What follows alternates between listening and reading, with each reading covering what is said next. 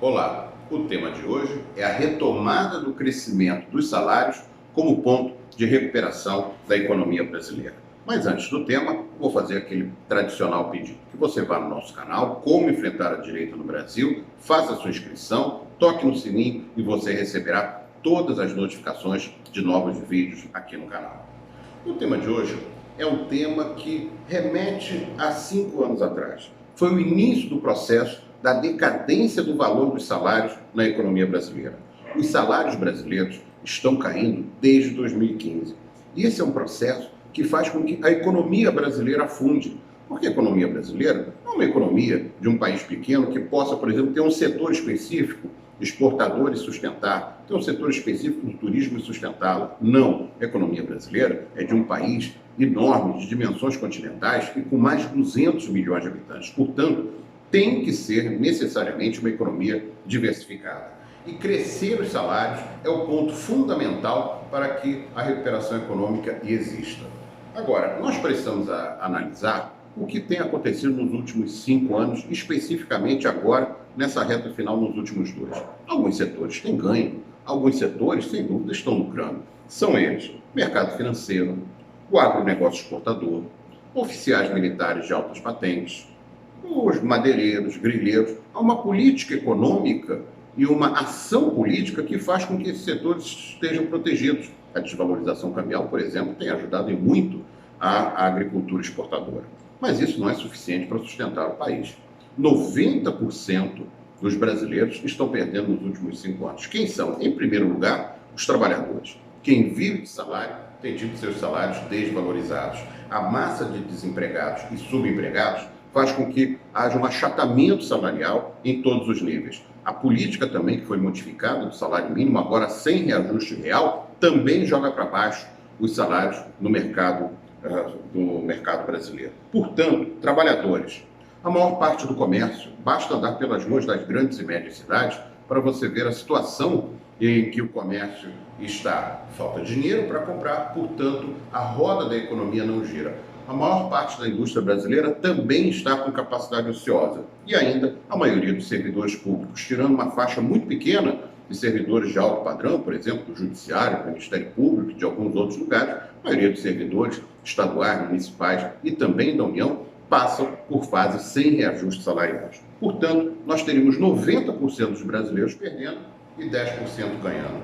Como é que se reverte isso? Primeiro, é preciso que no ano que vem se exija dos candidatos uma postura diferente em relação a isso, uma postura de desenvolvimento, uma política econômica desenvolvimentista. E ela só pode ocorrer se o Estado entrar firme na história, se o Estado impulsionar os gastos em infraestrutura. Por quê? Porque a iniciativa privada não vai fazer isso, porque ela não faz onde não há demanda. Primeiro você tem que criar a demanda. O que está sendo feito na União Europeia e nos Estados Unidos mostra exatamente isso. Primeiro tem que vir os gastos públicos num momento como esse de depressão e estagnação. Depois vem a iniciativa privada, contratando e fazendo a economia girar. Portanto, todo o receituário neoliberal defendido por partidos de direita e centro-direita tem que ser esquecido no ano que vem, sob pena de termos um empobrecimento muito forte da economia brasileira. Gostaria só de fazer um paralelo aqui. Na virada do século XX, até as primeiras décadas do século XX, a Argentina era dos países mais desenvolvidos do mundo. Uma série de erros, a partir, por exemplo, de golpes militares nos anos 50 e depois nos anos 70, fizeram com que a Argentina tivesse desaparecida da sua base industrial e também prejudicado a sua base exportadora. Não é à toa que a Argentina tinha um nível de cultura muito mais alto do que quase toda a América Latina. Ou seja, a perda de desenvolvimento de uma nação pode se dar. Só que no século XXI ela se dá muito mais rápida. Se o Brasil não reverter a tendência dos últimos anos, nós teremos um final de década de 20, 2028, 2029, 2030, com sérias crises sociais dentro do nosso país. Os salários precisam se recuperar. Para isso é preciso a retomada do desenvolvimento. uma política desenvolvimentista, muito combatida pela mídia, que é associada ao mercado financeiro, mas isso é fundamental. É fundamental que você exija dos partidos de esquerda e centro-esquerda uma proposta de desenvolvimento no ano que vem. É preciso o crescimento do emprego formal, com carteira assinada. É preciso reverter as barbaridades feitas na reforma trabalhista do governo Temer. Esse também é outro ponto fundamental. Gastos da União com investimento e infraestrutura. Os gastos públicos são fundamentais.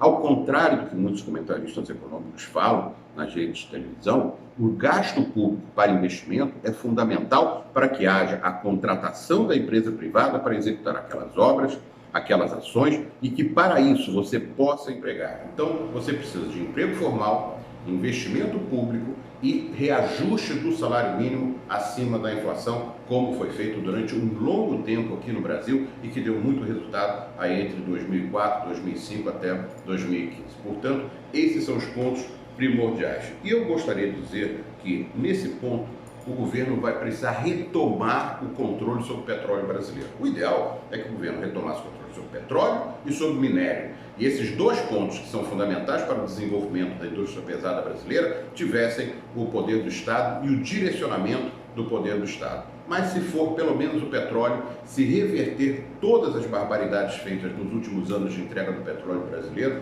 já será um bom caminho. Isso tem que ser feito independente do que muitas vezes a União Europeia, Estados Unidos, Fundo Monetário Internacional dizem.